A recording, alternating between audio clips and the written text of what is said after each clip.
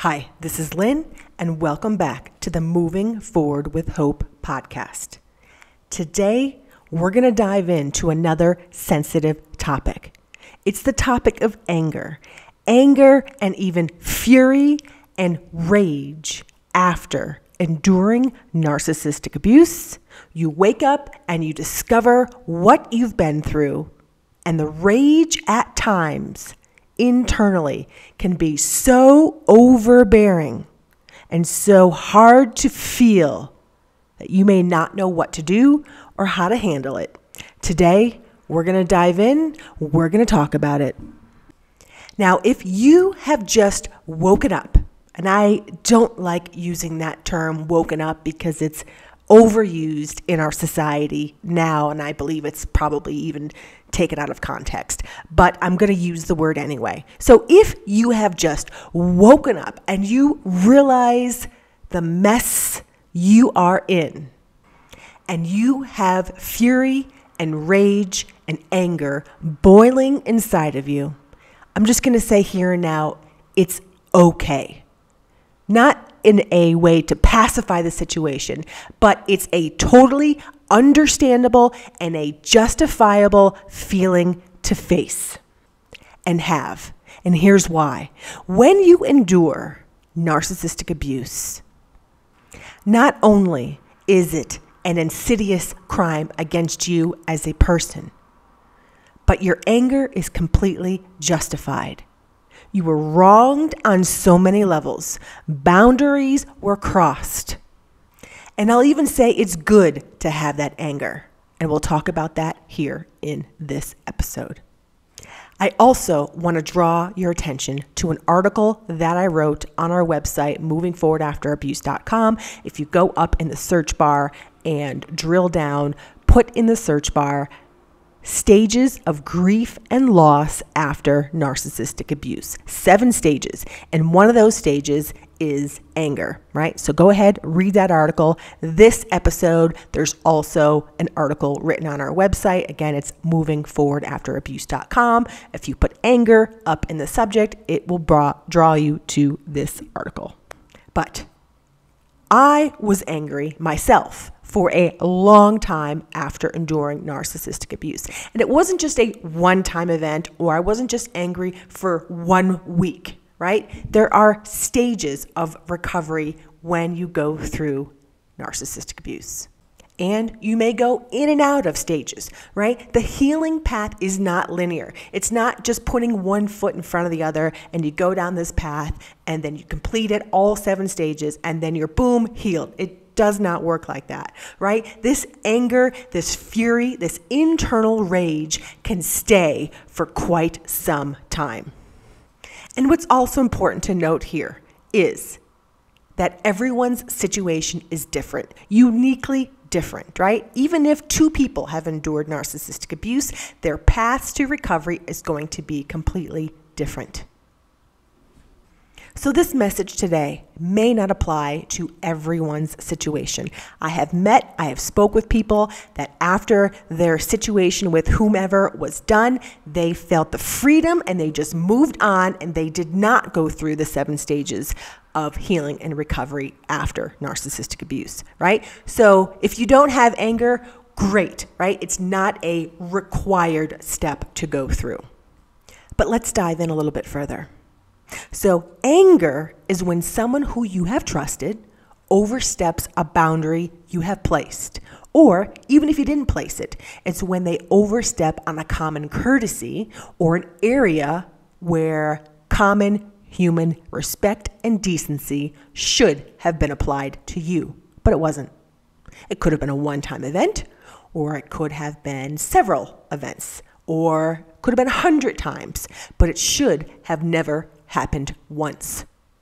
And if you're in a relationship with a narcissist, what's worse in the situation is that they do not have empathy, right? So they will never understand nor be able to see things from your perspective ever. And it's futile to even try. And to add salt to the wound, they will use incredible and demeaning tactics against you to cause even more flame to the fire, such as gaslighting, blame shifting, and even more love bombing, redirection, distraction, forgetfulness on purpose. It's insanely maddening if you've been in a relationship with a narcissist. So the events that you've endured may have caused trauma. They may have put you in a place of fight or flight. They may have caused you to be hypervigilant and or started complex PTSD to occur in your life. You have every reason to be angry, right? It's justified. So you are allowed to have anger. You don't have to bury it underneath the rug. You don't have to just hold it in. And a side note, I also have another article on our website, 10 reasons or 10 ways, 10 alternate healing modalities, right, to heal from narcissistic abuse trauma. So go on our website, find that article, and read it. But anger in itself is not bad. This again means that a boundary has been crossed. It could be one time, it could have been 1,000 times, but someone jumped over into your personal yard and did something or some things that caused you to have this reaction. Again, it's absolutely okay. And also, you don't have to be afraid to say that you're angry, right? Our society has conditioned us to never say we're angry. We can't voice it. It's kind of like one of those taboo things in society. Never say you're angry. Just shove it under the rug and just put a smile on your face and act like everything's okay. And I'm telling you here and now, it is absolutely okay to be angry. And here's why. It's a true and it's a genuine emotion that signals to you that something is not right. Something is off and it warrants your attention. You may have been angry for years. And when you go through the healing stages of narcissistic abuse, this anger can surface to a head. It can make you feel uncomfortable for a time because you may not have the tools or the knowledge or even the validation from another human that your anger is justified. Now, another thing that I'm learning about on the side is somatic healing. I am in Mexico right now, and there's a lot of alternate healing modalities that go on, right? Somatic healing, if you've never heard of it, I want you to look it up. We do have several articles on our website all about somatic healing and how trauma is stored sometimes for women in our hips, right? So go there, take a listen to that article, and drop a comment on there if it's been beneficial for you. But getting back to the anger, maybe it stemmed from being lied to. And again, not just once, it could have been a new discovery that you realized you have been lied to for years or maybe decades. Maybe it was not even a relationship situation where somebody lied to you. This can be widespread. It could be from a large organization that has lied to you. It could be from a corporate organization, could be a religious organization that caused emotional trauma as you unpack the beliefs and what they taught to you. It could be from also, yes, a devastating and a controlling relationship. There can be a variety of reasons for the anger. And again, what's important to note is that there is depth in this type of anger. And what is at the core of this anger is betrayal. Betrayal is the core. It's the core of narcissistic abuse. You were betrayed by those who were supposed to have your back, people who were supposed to support you. Betrayal is a painful, emotional hurt. And it's okay to feel the surge of anger and this rage as you sort through and unpack the depth of what has occurred. 2, this journey to unpack it works within your timeline. Right? There's no rush. You don't have to deal with the anger in one day. You don't have to go resolve it tomorrow. It is a process, right? There is no rush. You can go fast or as slow, however you wish to go. But betrayal impacts the heart and soul of a person, and it cuts deep. And there are several sources of this anger and betrayal that I want to talk about here further, right? We're going to dive in. We're going to go a little bit further on the betrayal aspect.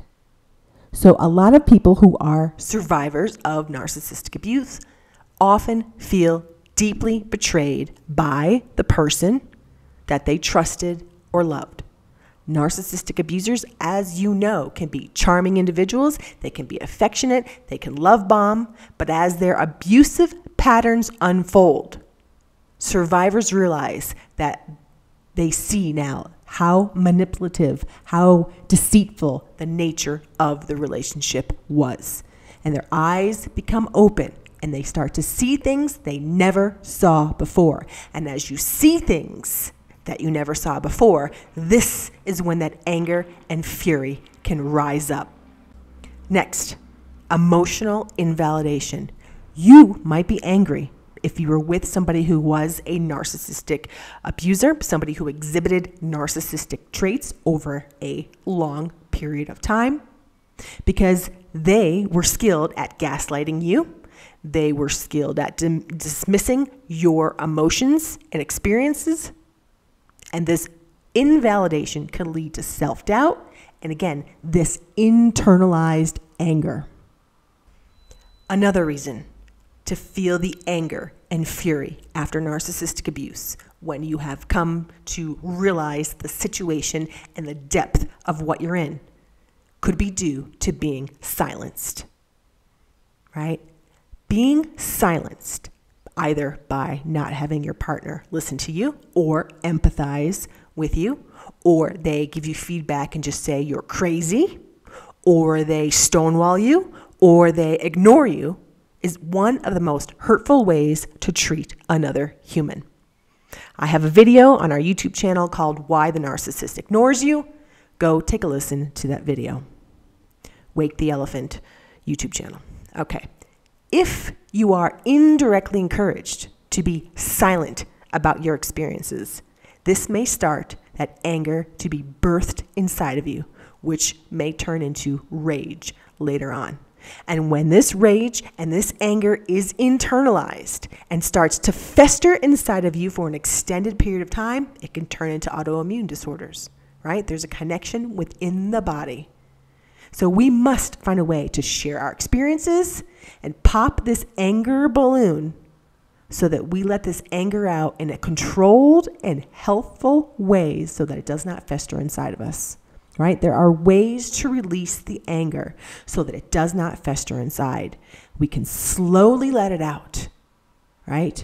And it takes time. But this anger is key to learning about ourselves, what we tolerate, and how we will handle relationships in the future. We might learn that we need to shift things, right? We may start to learn, for example, that we don't always have to put others first and us last, right? We don't have to be silenced per se. We can start to learn to say no to things that will take from us so that we can move forward and make the best and the right decisions for us. And others may have to reshift, and they may have to learn a new way and how they handle us. Next, let's talk about loss of self-worth. When you go through narcissistic abuse trauma, it has an impact on your mental health status. And one of those impacts is the loss, degradation of your self-worth, right? And this happens over time. And that's why it takes a while to rebuild yourself and who you are. Narcissistic abuse, it can erode your self-esteem, your self-confidence. You may feel angry, right, for allowing the abuse to happen, even though it was not your fault. Next, you might be angry because you might feel powerless in your situation, right? Narcissistic abusers often exert control and dominance over their victims, leaving people to feel powerless and unable to assert themselves. So this powerlessness can make you feel that you have no way out, that you can't control your situation, and this can rise up anger within you, and it's totally justified. Sometimes after leaving a narcissist, victims / survivors end up having to start their whole life over. And that's a very justifiable reason to feel anger. It's okay. And at the same time as you may be feeling this anger, you may also be feeling grief and loss, deep grief and loss at the same time, right? So recovering from narcissistic abuse is a deep process. Next, let's talk about isolation, right? A lot of times a narcissist or somebody who exhibits narcissistic traits will isolate their victims. They pull them away from friends and family. They move, for example, out into the country. They control the friendships, the relationships that their victim has, right? Leaving them alone, leaving them isolated. And that's another reason for anger to be birthed inside of you, because you may feel that you are absolutely alone, have no one to support you. And third, a lot of times people won't even believe the story that you tell them, right?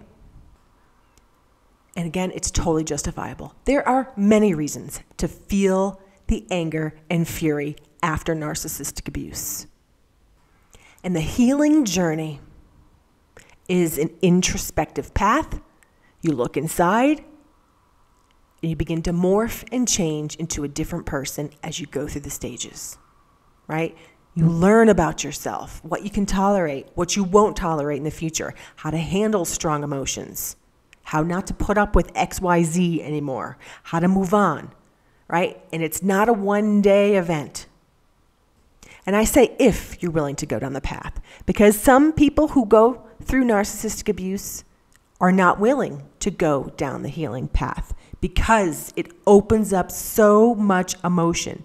So much has been inside. There may be repressed emotions, right? Things you don't want to deal with because it's too heavy, too deep, and you may not have the tools necessarily to know how to handle it, right? So we've got over 125 articles on our website.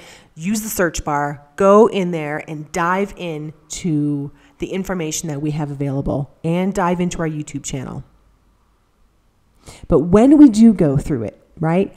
It's such a bold statement that I'm about to make, so I kind of want to soften it. But the healing path can absolutely change the trajectory of your life. It's bold, right? Once we do the healing work, a lot of times we see relationships completely different.